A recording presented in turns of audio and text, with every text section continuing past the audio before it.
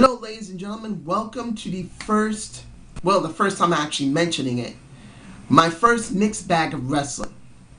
Now, this is actually my playlist name, and I've never really used it, at least until now. The only one I have mentioned has been the debate of the week.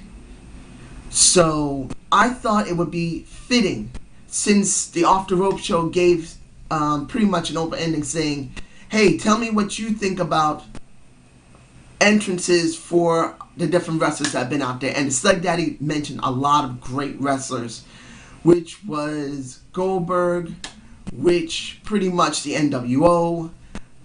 Really, one of the best that I remember has been I'm a Real American with Hulk Hogan. I'm still a Hulk Hogan fan. I always remember that brother. And always seeing a lot of what the Slug Daddy saw when he was young. I remember that. So since the Slug Daddy himself said, throw me a response or give me a comment, I thought I'd do a video response. And this also gives me an opportunity to say something that I have been considering doing, my mixed bag of wrestling. Now, I'll say what my favorite wrestlers and their theme songs are, or if they didn't have one. Now, there may be a little controversy here because there are at least one or two of them that you will not like. But I'm not considering how they acted later in years. I'm just considering how it felt and how I still feel about the theme song, not about the person personally.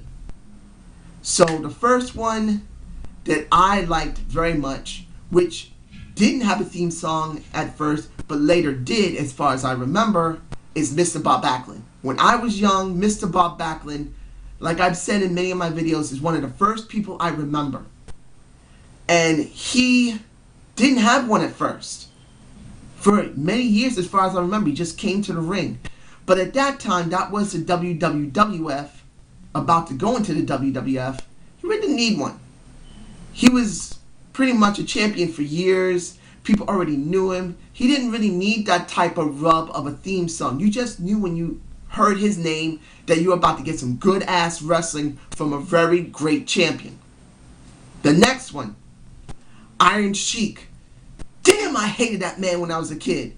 I hated his ass. I despised him. But you know what? You love him. I loved him. I remember how much I hated him back then. But that means I really loved the man. Because the Iron Sheik came out all dressed up from clothes that came from Iran. At that time, we're having a Contra, and it just ended, and everyone just hated him. I could not stand him. He drove me out of my mind how much I hated him when I was a kid. And now that I reflect back on it, I realize now how much I love that man.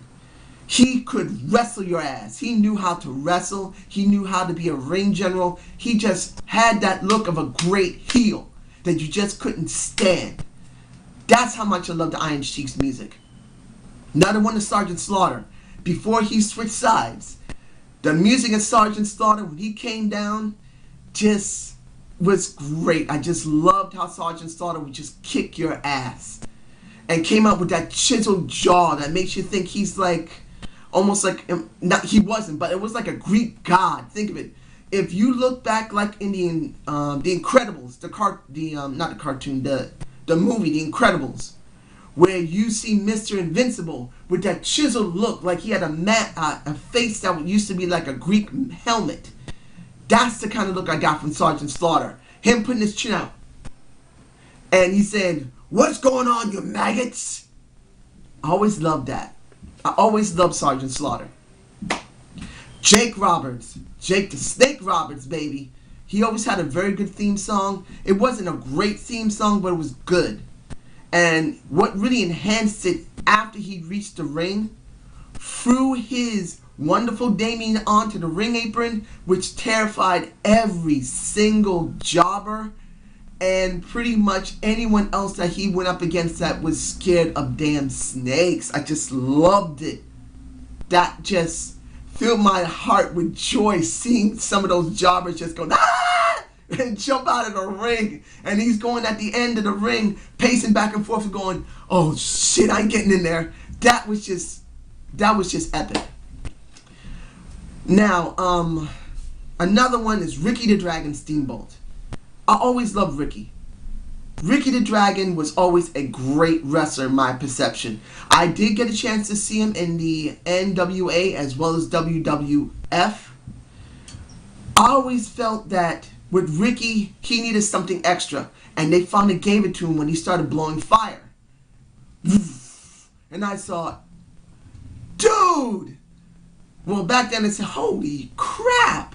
And got smacked in the back of my neck by my mom saying, what the hell you think you're doing cursing like that? Because my mom heard me say it one day. I was kind of a teenager at the time. She didn't like hearing cursing.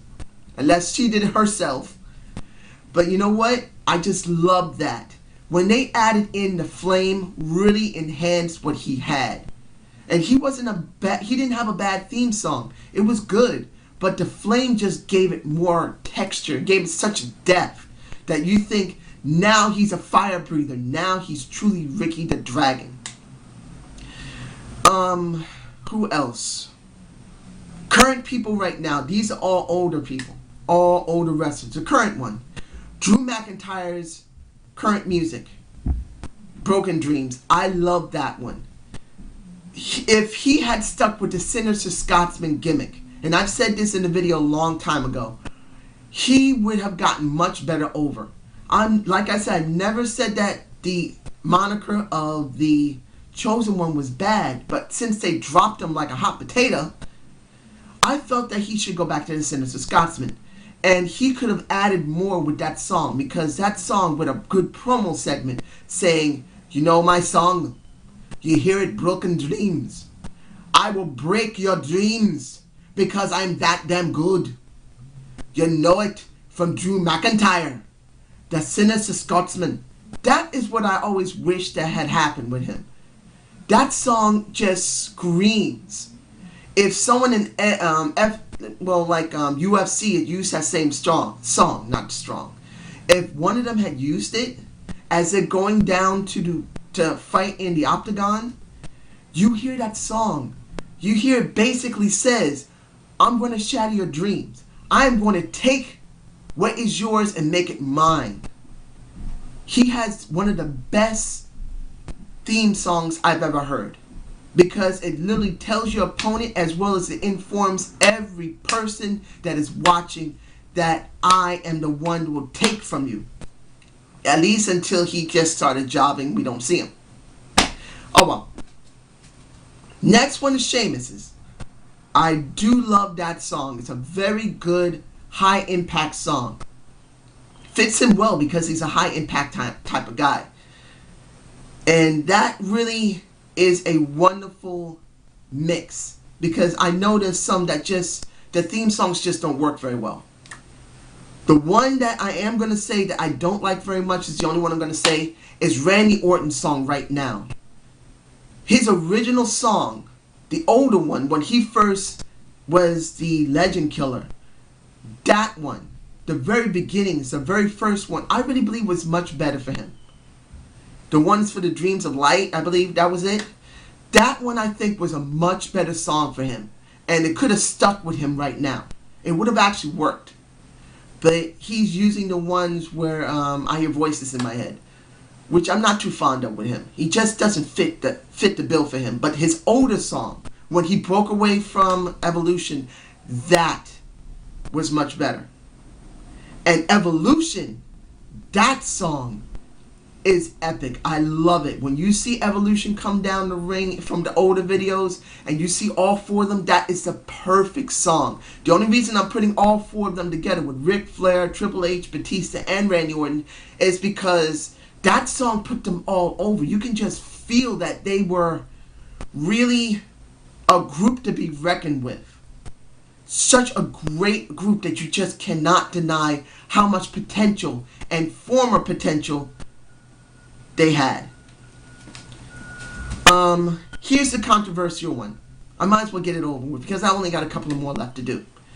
This is the one that I know a lot of people are not fond of. I know the Sleg Daddy, how he feels about it. I understand it. But I'm seeing it from the point of what it gave me at the time. And it's still a great song. Chris Benoit's, Bulldog. That song. Now that fit him very well. that song really fit before he did whatever he did. And if you ever want to know how I feel about what happened with Chris Benoit, look at my very first videos. The first 2 videos talk about him.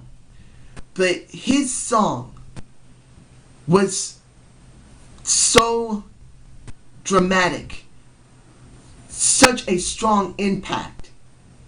I loved it that much. That's how great it was for me. It wasn't that it made me excited. It was kind of emotional.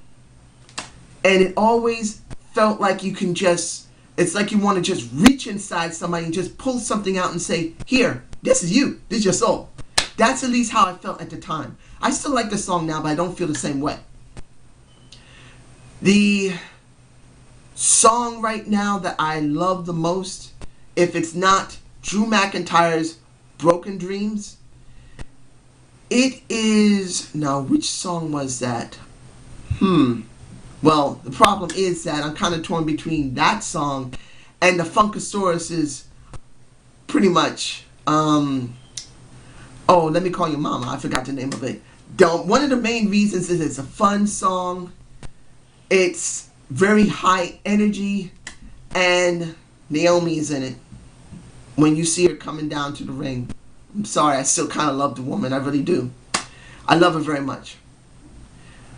But you know what? If I have to think the most favorite song I have, at least for the moment, because really, Broken Dreams is my favorite at the moment. It really is. But the one I really feel that is the most strongest song you can have is the Miz's song. I know that's kind of like, what? Look, if you reflect on how the Miz has been over the years, the song really fits him so well. I like it that much. A guy who came from real world, who came from all reality television, and then proved himself so well to finally show his true potential as a great, wonderful performer. No matter how they package him. At this moment in time, he is one of my favorites, and his song is so ironic for him that I believe that's one of the best songs that's out there right now. It's not one of the most favorites. I'm going to be honest that Broken Dreams right now is my most favorite. To take what is yours and make it mine, I still feel is the best song that exists right now in WWE. But the one that really makes the best sense for someone who's gone through so much in the business, that have to prove himself, because there's been a few people that said, you know what, this guy, Mizbin, oh, come on. He's just reality TV. He's nothing. Nothing. And why should we even care? He ain't going to last long, but he has. So that's my best song for a person that best intro song for the best person I believe that earned it, deserves it, and deserves the highest praise. And oh, I forgot. The last theme that I also like, that I believe was stupid to change from, was John Cena's Doctors of Thugonomics. He was better off that one. This song he's using, boring. It was nice at first, but I didn't like the switch over, because the Doctor of Thugonomics, like I said in my debate of the week, dark versus light, the older Cena was a lot more interesting than the current Cena. I'm sorry. So that is my mixed bag of wrestling. Subscribe and comment. And I hope the Off the Rope Show likes my response. And I still love Hulk Hogan. I'm a real American, baby. You know something, brother. If you remember that I'm a Real American has been used so many years, they had to retire that damn song because I outgrew it. Now, the one I'm using in TNA may not even become close to it, but it makes no difference because the marks, the smart marks, and the casual fans will always bow to me because I am the true American of the WWE, WWF, WWF, and TNA, brother. Everyone have a good day and have a good evening.